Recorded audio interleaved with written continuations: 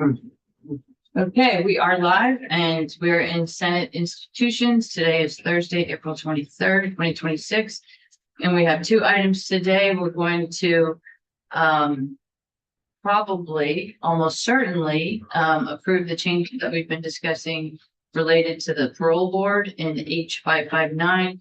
Then we'll take a break and we'll come back to H952, which is the capital bill.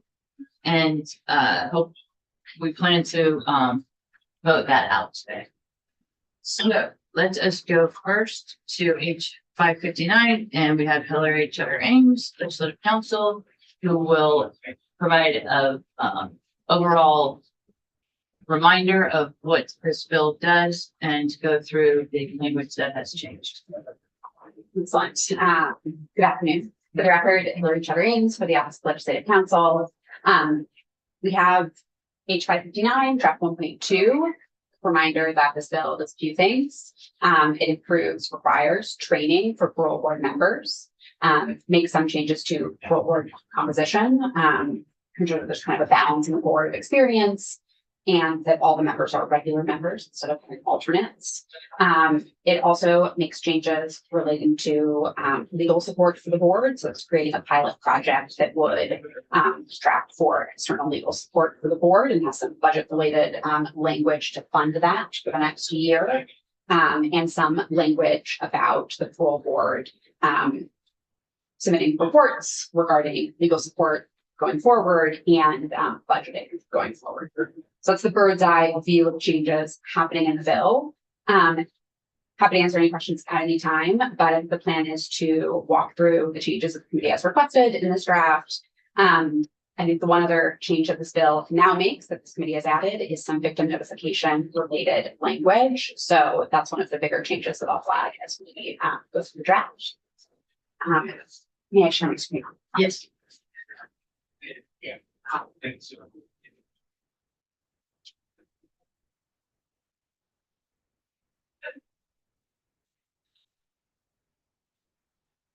All right, so this draft 1.2 shows internal edits. So you can see any change that has been made from the previous version. And those changes are all highlighted in yellow. If when the committee is prepared to vote this out, I'll have a clean copy ready for that. So the first changes are on page 4, the top of page 4. In subsection E, as I mentioned, one of the big changes made throughout this bill is providing training for the parole board. And so in this section, it is saying that the director of the parole board will be responsible for making sure that training is provided. And there was a suggestion from Senator Benson when we were reading through this previously that the way it had previously been drafted, it suggested that it was the director themselves that was providing the training, which is not the case. The director is the one making sure that the training happens, but not providing it. So the change is that the director shall be responsible for ensuring training is developed and provided to the board in collaboration with the commissioner and the chair of the parole board. Hopefully that language addresses the concern. Any questions? No, I'm just thinking it probably made the commissioner feel better that he was at my new training. Or happy that there is training. Yeah.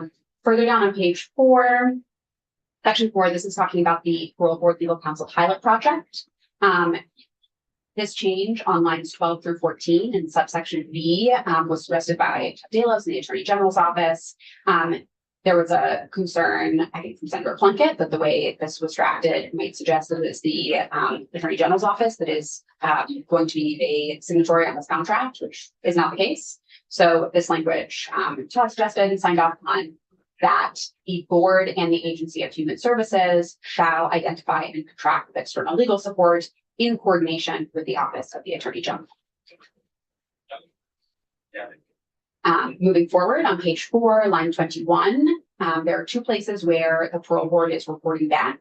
And in this instance, this is reporting back about how the legal counsel pilot project is going. This will happen in November of this year. And we've added here on line 21, the report will go to the House Committee on Corrections and Institutions and to this committee. That happens in another place on page 5. So page 5, line 20. This time, this section is about a report regarding parole board budget submission. And so that report will be in December of 2027. We'll go to House Correction and this committee. The committee also wanted to make the date a little bit earlier for that report to allow a little more time for any legislation that may or may not be called for after this. So this would be to make the report due on December 1st. All right, so page 6 and page 7 are the two new additions related to victim notification that the committee took testimony on. So this is making changes in 3 areas. The idea here was right now there's some language in Title 13 and some in Title 28 that say slightly different things about how the department is supposed to notify victims and whether they can opt out related to parole board hearings. So the committee's direction was to make sure all that information is in the right place in Title 28, make sure it's an opt out, and then just leave a cross reference in Title 13. So that's what these next 3 sections are doing. So the change here in Title 13, section 5305, this subsection C is the one that currently addresses what the Department of Corrections shall do in terms of notifying victims related to parole board hearings. And it essentially strikes all of the details of that language, which you'll see is reflected in the Title 58 provision in the next section.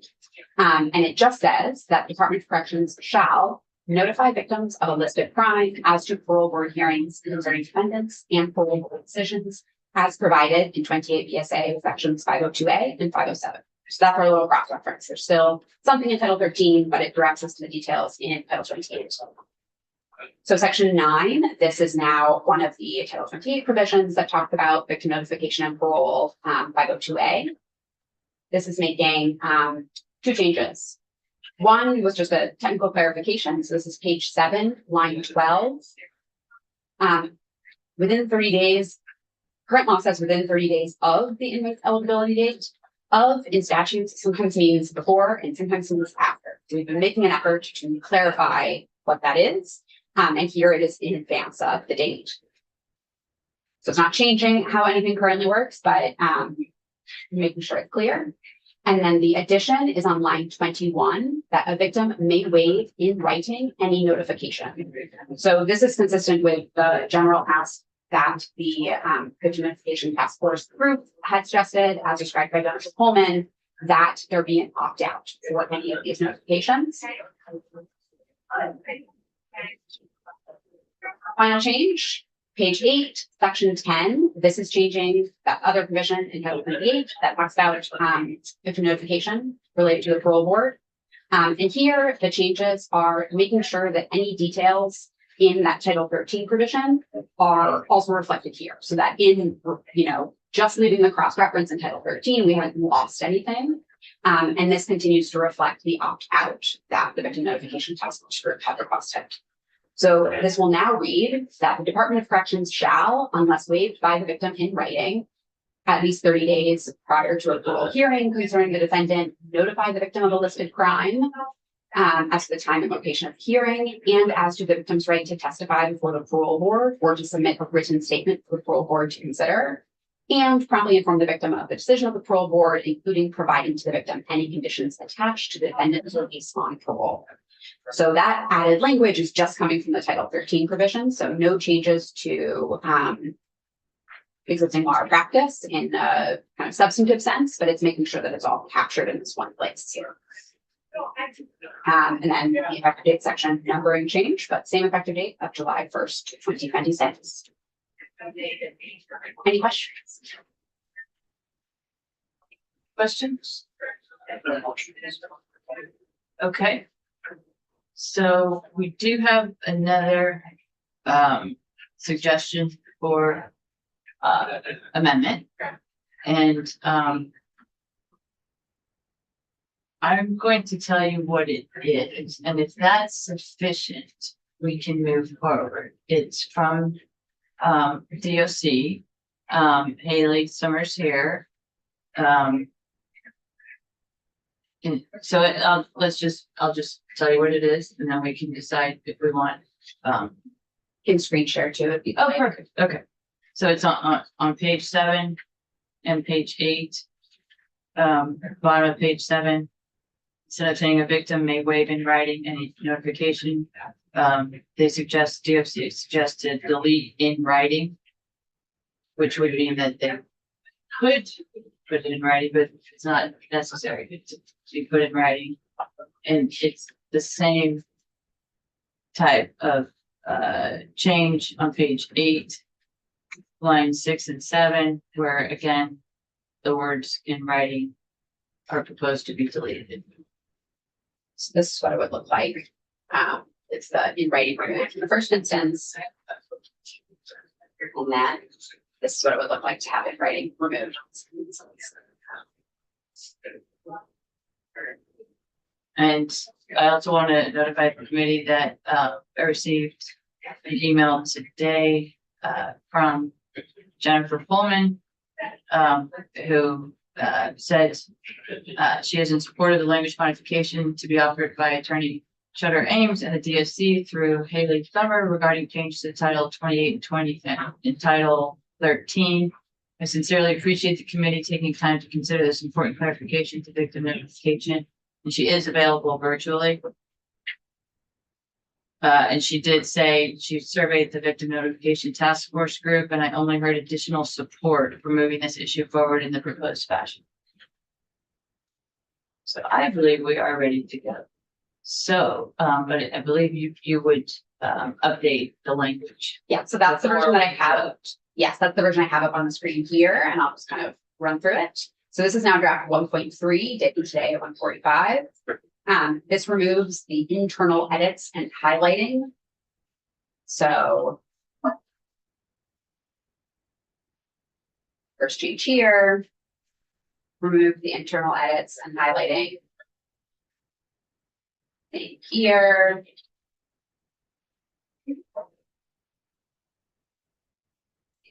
Here. It's a clean copy. And then the two changes that the chair just mentioned.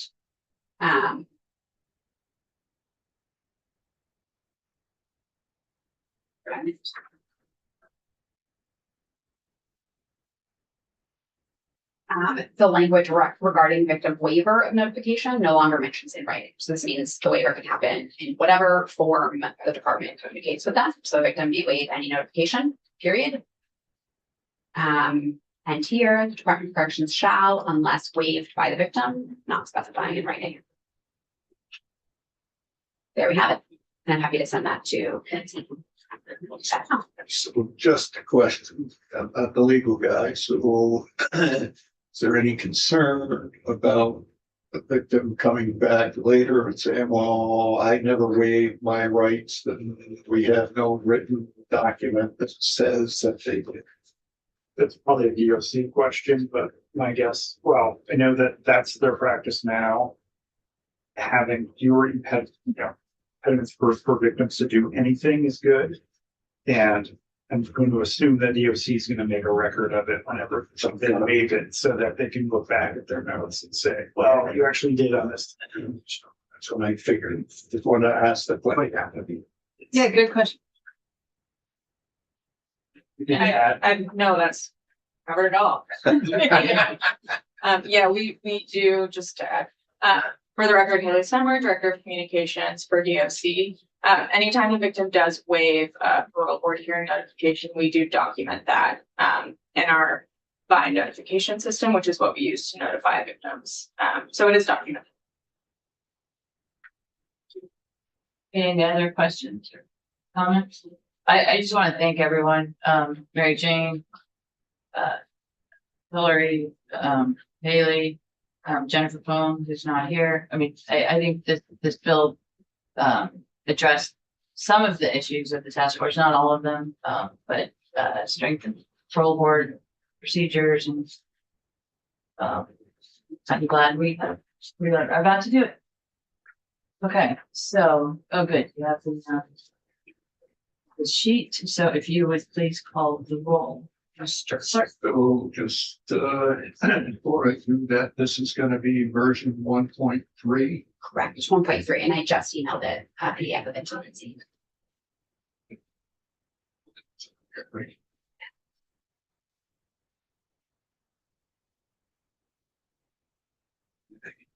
Your weakness is favorable with amendment. Yes.